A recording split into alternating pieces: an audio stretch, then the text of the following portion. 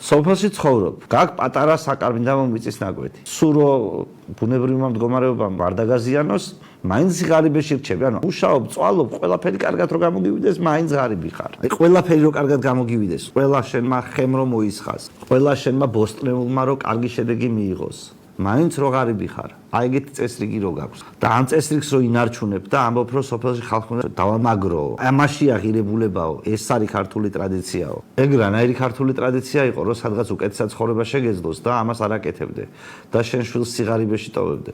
ნუ რაცა უნდა გეწყინოთ. სიმართლე ხო ის არის, რომ ბევრად მეტი შანსი არსებობს მაშინ, როდესაც უკეთეს გარემოს ირჩევ სამუშაოდ მათ შორის. წარმოიდგინე სოფლის მოსახლეობის გარკვეულ რაიონებში 90% სოციალურ დახმარებაზე გიზის. ამ ადამიანებს ვიღაცამ უთხრას რომ თავრობის იმედად ნუხარო, თავს უშველეო, მტერი იყოს თავრობის იმედათო. როგორ შეიძლება ამის გამო აგინებდე? ის ხო კარგ რჩევას გაძლევს, რომ ნუ დატოვებ შენ შვილს უპერსპექტივო სიღარიბეში. მოდი იბრძოლე იმისთვის, რომ ქონება ხალხს დაურიგდეს. და ამით რაღაც შანსი გექნება, რომ იქ გააგრძელო ცხოვრება, სადაც ცხოვრობ. შენი შვილების როგორც რაღაცა მომავალი ფერმერები ისე გაზარდო.